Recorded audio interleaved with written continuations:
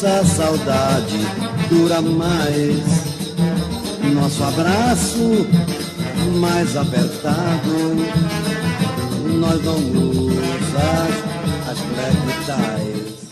Criancinhas, prestando um pouco de atenção na música que vocês acabaram de ouvir, de Adoniran Barbosa, que é tido como o pai do samba paulista, talvez para alguns de vocês tenha ficado claro que a temática em torno da qual a letra gira são justamente as contraposições. Professor, eu percebi isso porque ele disse que os nossos abraços são mais apertados, a nossa saudade dura mais, o nosso amor é mais gostoso, nós não usa black tie. Nossa, professor, as contraposições estão somente aí, na letra. Senhores, na verdade, não. Chamo a atenção de vocês para o fato de que essa música, ela foi lançada por volta da década de 50. Naquele momento, pessoal, o samba tem, talvez, o mesmo peso que o funk tem hoje. Sempre que parte considerável da população se espanta com alguma temática, algumas palavras que são mencionadas numa música de funk, o mesmo acontecia com o samba naquele momento, galera, década de 50. Por quê?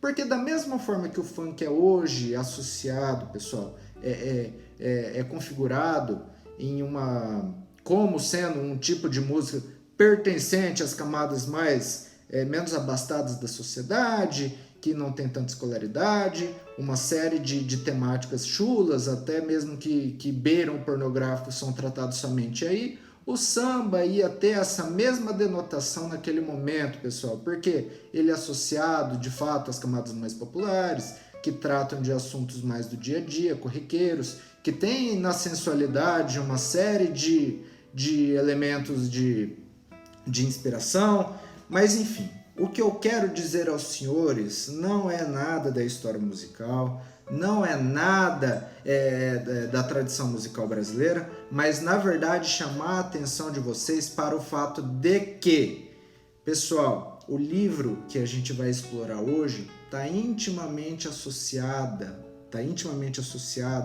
a essa música, tanto no título quanto na abordagem que ela traz. Quando o cantor diz que nós não usa as black tie, e ele diz isso, inclusive de uma forma que foge à norma culta, ele está trazendo um comparativo e configurando-se em um grupo. Professor, como assim? Ao utilizar uma linguagem que foge à norma culta, ele deixa bastante claro em qual grupo ele se situa. Professor, que grupo é esse? Esse grupo, pessoal, é o dos que não usam black tie. Professor, o que é black tie? Black tie é isso aqui.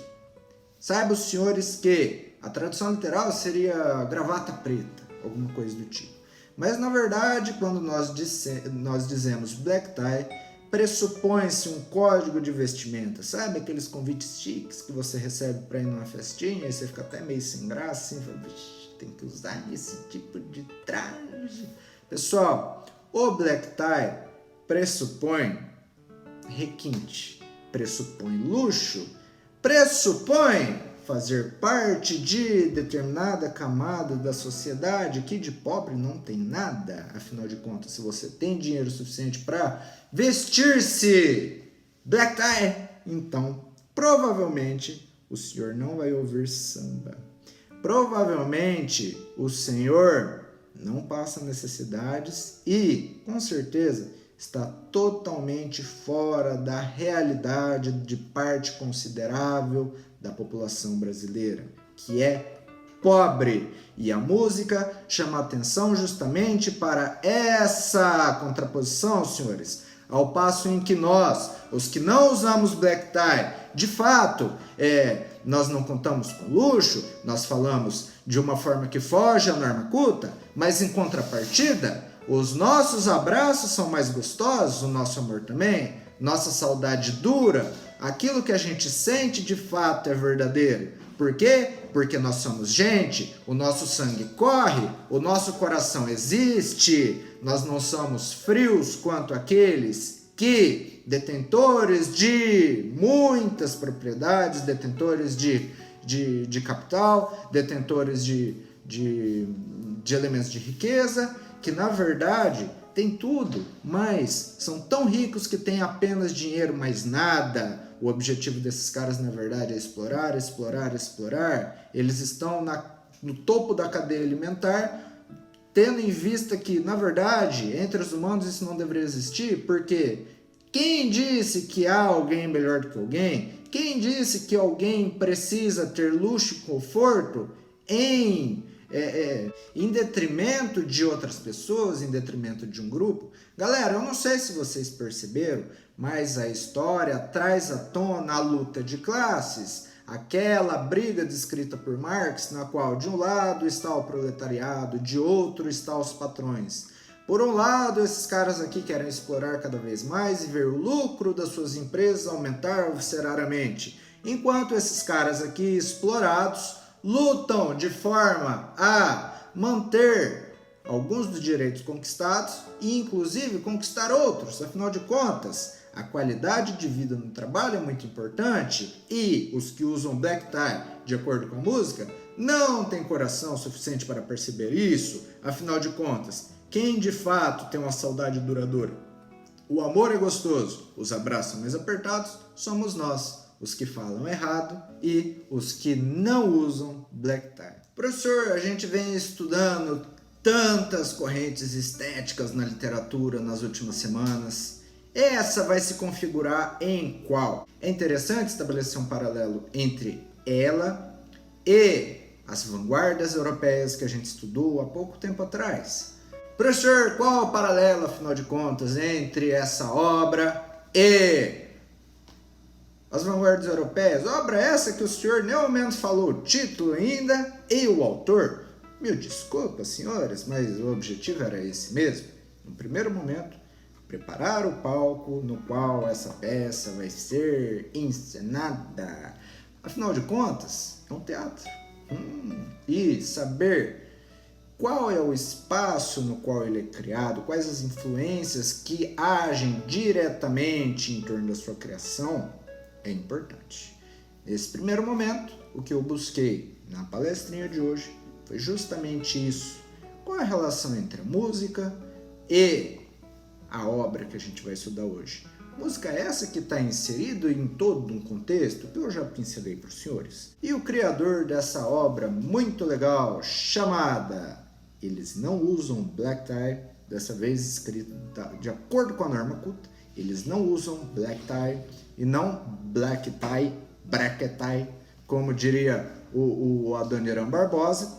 Gianfrancesco Guarnieri, um italiano, radicado aqui no Brasil, galera. Ele nasceu em Milão, mas ele é brasileiro, tá? De coração e de alma ele é brasileiro. Ele nasceu em 1934, faleceu em 2006, recentemente. Galera, ele era ator, diretor, dramaturgo, poeta, dentre outros. E professor, o que tem a ver a obra desse cara e as vanguardas europeias que a gente estudou há pouco tempo atrás? Galera, o que eu quero que vocês saibam é o seguinte: Gianfrancesco é italiano. A Itália tem uma tradição sindicalista socialista bastante forte, principalmente nesse período. A década de 40, 50 na Itália foi largamente marcada por brigas sindicais em torno de melhoras trabalhistas. E essa briga, pessoal, por parte dos italianos não se resume ao mundo antigo. Como vocês bem sabem, o Brasil foi um polo de imigrantes italianos que, uma vez aqui chegados, também passaram por uma série de perrengues, pessoal. A propaganda era de que aqui no Brasil era a terra da riqueza fácil, mas essa não foi a realidade para muitos dos imigrantes. E, dentre os italianos, uma série de brigas, lutas sindicalistas em torno de melhoras trabalhistas se desenrolaram. E Jean Francesco está intimamente associado nesse cenário, pessoal. Lembrem-se, os senhores, que as vanguardas europeias estão intimamente ligadas com um universo no qual a industrialização se dá, tá? A gente tem o Brasil lá no começo do século XX se industrializando e se tornando cada vez mais com aspecto de metrópole, né? Nós temos o Rio de Janeiro, nós temos São Paulo crescendo de forma descontrolada, nós temos uma série de confusões e problemáticas referentes às cidades grandes surgindo aqui no Brasil, e com problemáticas eu me refiro, por exemplo, às tentativas de higienização daquelas grandes cidades que viriam a ser o cartão postal do novo Brasil, do Brasil da republicano. A monarquia era o símbolo da decadência, do velho. Nós temos um Brasil, então, por meio de um golpe militar, acaba instaurando uma república, e esse novo Brasil republicano tem um aspecto jovial e tecnológico. Nós temos, então, a indústria crescendo, as cidades crescendo também. Deixa eu tomar um café aqui que tá fácil não. Dentro de todo esse contexto, pessoal, a gente tem uma série de problemáticas referentes às cidades que crescem, como, por exemplo, o surgimento de favelas, uma tentativa de higienização social, na qual os pobres são literalmente arrancados de seus lares e empurrados para os cantos. A criação de Higienópolis, por exemplo, não é à toa. A perspectiva de higiene gira em torno, inclusive, de uma pegada quase darwinista social. Nossa, professor, que horrível! Pois é, mas percebam que às margens a pobreza é empurrada, enquanto que no centro da cidade buscava-se trazer essa percepção de higiene. Afinal de contas, o novo Brasil tem que ter uma face jovem, limpa, saudável e rica. Nada de casebres, nada de favelas, nada de um amontoado descontrolado de gente. Por quê? Porque isso não condiz com o Brasil novo, tá? E dentro dessa pegada, pessoal, que as vanguardas vão, algumas escolas enaltecer como o nascimento de uma sociedade pulsante, é o ronco dos motores, é a velocidade, são as máquinas, é o novo mundo, enfim.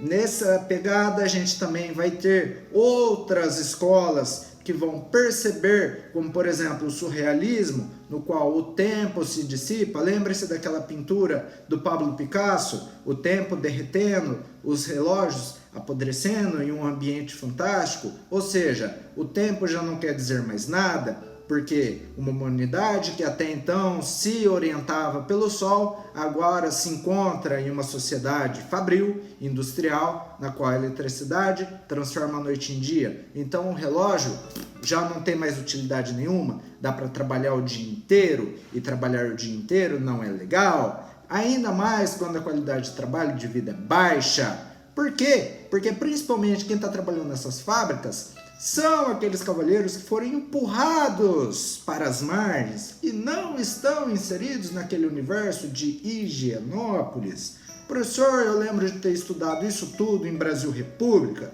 Sim, senhores, as obras literárias, as obras artísticas são frutos do seu tempo e elas vão dialogar com as problemáticas da realidade na qual elas se encontram, tá? Assim sendo, pessoal, tem tudo a ver. Se de um lado a gente tem um Brasil que de fato se moderniza, se torna industrial e fabril, de outro lado a gente tem o nascimento de uma série de problemas que são provenientes do surgimento de grandes cidades. O Brasil cresce e se desenvolve, mas ao passo em que isso acontece, também vem acompanhado de problemas de cidade grande, dentre eles as questões trabalhistas, que foram descritas por Marx, que foram trabalhadas e colocadas em prática na Itália e que agora estão encontrando no Brasil um ambiente propício para nascerem. Afinal de contas, grandes cidades, problemas trabalhistas, criação de sindicatos e, consecutivamente, a briga, a luta de classes.